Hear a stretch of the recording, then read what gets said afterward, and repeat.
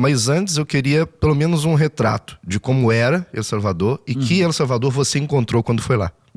Tá. El Salvador, para quem não sabe, porque é um país difícil de se lembrar do mapa mundi. Eu não estava no mapa até o Bukele aparecer com esse... não estava no radar das pessoas. Mas ele é um país na América Central, ali perto da Nicarágua, Honduras, Guatemala. Inclusive, eles eram o mesmo país no passado, era um reino da Espanha. E eles chegaram a ser o mesmo país. Nicarágua, El Salvador, Honduras, Guatemala. Essa independência é um pouco coisa de século XX, né? E eles tiveram todo o processo deles... século XIX, desculpa. E eles tiveram todo o processo deles para conduzir essa história. Então tem isso mais perto dos Estados Unidos do que da gente, então muito sujeito à influência dali. Mas é um país que sempre foi produtor de cacau, bálsamo, anis, exportador, uma cultura meio, depois estabeleceu uma oligarquia, uma cultura muito parecida com uma cultura que o Brasil apresentou em vários ciclos dele, assim, tipo, cara, planta aí, exporta esse negócio, cala a boca, não vamos dar muita bola, tá? O que acontece? Como aconteceu no mundo inteiro, esse playbook, ele muda os personagens, mas ele é mais ou menos muito parecido em tudo que é lugar.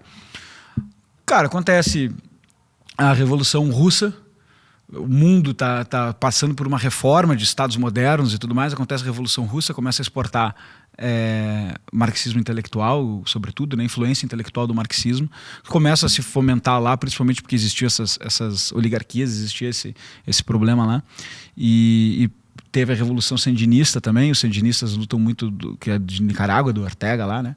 Que é o movimento que vai dar vida depois ao governo que hoje é do Ortega. Então, a gente tem um documentário, inclusive, sobre Nicarágua. Então, começa tudo isso a acontecer. E eles passam um tempo, eles vão passar por todo aquele ciclo de ditadura militar, guerrilha comunista contra a ditadura militar recebe suporte dos Estados Unidos.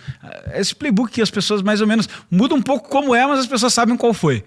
E aí quando acontece de eles entrarem em guerra civil, porque os militares entram em guerra civil, pensa que é um país pequeno, né? Então é uma guerra civil. Os militares entram em guerra civil com a Frente de Libertação Nacional Fariabundo Marta, FMLN, que vai virar o Partido de Esquerda depois. Mas na época eram guerrilheiros comunistas. Eles entram em guerra com esses caras, cai o Muro de Berlim, cai a União Soviética, os Estados Unidos entram no jogo, cooperam um acordo de paz, nos acordos de paz de El Salvador, no início dos anos 90, logo depois da queda ali. E aí eles, tá bom, agora como é que a gente vai fazer esse acordo de paz? Vamos botar 2 partidos. Não tinha nada para dar errado nessa ideia. Vamos botar 2 partidos, a esquerda e a direita, aqueles que estavam em guerra civil. Então nasce um governo razoavelmente polarizado, que é a Arena, até o nome é o mesmo nome do Brasil, né? Nasce a Arena, que é o partido de direita de origem militar, oligárquica, etc. E nasce o FMLN, que é um partido de esquerda, que tem sua origem nas guerrilhas comunistas, bastante radicalizado. Então é um governo de razoável polarização. As primeiras eleições, a Constituição de El Salvador nasce nesse imbróglio também, e a primeira eleição reconhecida como livre em El Salvador vai acontecer aí, e vão eleger a Arena. Elegeram a Arena por 20 anos, partido de direita. No voto não queriam muito a esquerda. Só que a Arena, durante 20 anos, ajudou a produzir, não é que também não produziu, né? Não estava tudo maravilhoso, mas também não ajudou muito a resolver. Produziu um partido, um governo, um país de muita desigualdade, muita pobreza, falta de sensação de prosperidade. Manteve aquele sistema mais ou menos oligárquico com pouca perseverança, né? E era muito reconhecido como corrupto também pela população. Que muitas vezes não votava na outra opção porque não queria votar nos comunistas. El Salvador tem forte influência americana, né? Durante essas guerras civis, 1/3 da população foi para os Estados Unidos, porque é perto, né? Então, migrar para os Estados Unidos, quando é perto, fica mais fácil. Então, 1/3 da população foi para os Estados Unidos. Cara, eu não vou ficar aqui nesse país aqui, que tem uma guerra civil polarizada entre comunistas e direita militar, eu vou para lá. Então, tinha um suporte assim, americano que dava mais visão, tendo que escolher entre os dois, dava mais visão para essa direita. Cara, o povo cansou. Falou, vamos eleger os caras de esquerda aqui pela primeira vez, né? E elegeram o FMLN, lá em 2000 alguma coisa, 2012, acho. Antes até, 2008. Elegeram o FMLN, vão eleger 2 vezes seguidas, ou 3 vezes seguidas, e vão começar um governo de esquerda. Não comunista, mas bastante de esquerda. Junta aí a tempestade perfeita com o fato de que as pessoas agora, que o negócio está um pouco mais em paz em El Salvador, não está tendo uma guerra civil, embora muito polarizado, esquerda e direita, pum, os 2 radicais, começa a voltar gente dos Estados Unidos para El Salvador. Pero que tipo de persona? Começam a voltar pessoas que tinham saído de El Salvador muito pobres, fugindo de uma guerra civil, foram principalmente para a região da Califórnia e aprenderam na Califórnia o crime organizado. Se juntaram com as gangues das Califórnias. Então essa é a origem das facções. Sim. As pandilhas eles chamam, que são facções criminosas, né? As pandilhas. Na época eles chamavam de maras. Né, que Mara vem de Marabondo, que é um aglomerado de formiga, assim, né? Tipo, as maras. A gente é um grupo que age como um corpo único, né? E aí surgiram duas facções que voltaram, que são a Mara Salvatrucha e o bairro 18, Mara Salvatrucha 13, que é a MS-13, e o bairro 18, que está já fazendo referência aos bairros da Califórnia, esses lugares da Califórnia, entendeu? Então a gente é os caras do bairro 18, vocês são os caras da MS-13 e tal. E eles voltam para El Salvador e começam uma festinha de tráfico de drogas com estrutura de tráfico americano. E eles começam uma festinha lá que o governo de El Salvador, que já não era dos melhores, não estava muito preparado para resolver. E aí, durante o período de esquerda, cara, é aquela coisa, né? O pior da esquerda e o pior da direita. Eles viveram um trauma muito grande com essa polarização. Porque era o pior da direita e era o pior da esquerda. Dos defeitos que a esquerda pode produzir, dos defeitos que a direita pode produzir, eles viveram os dois ciclos de destruição de um e de outro. E a esquerda produz o quê? Produz arrego para a criminalidade, tenta fazer... Aí a criminalidade começa a subir com esses caras lá, eles tentam fazer acordo direto com as facções. Aí, obviamente, essas facções não correspondem aos acordos, né? Quem diria que as facções iriam quebrar o acordo? E aí, cara, vai se agravando a situação. Até que em 2015... El Salvador conquista o posto de país não em guerra mais perigoso do mundo. E o país mais perigoso das Américas, vencendo insuperavelmente até mesmo o Brasil. Então, eles ganham esse posto. Acontecem, sei lá, 115 ou 105 mortes a cada 100 mil habitantes. Isso. Proporcionalmente.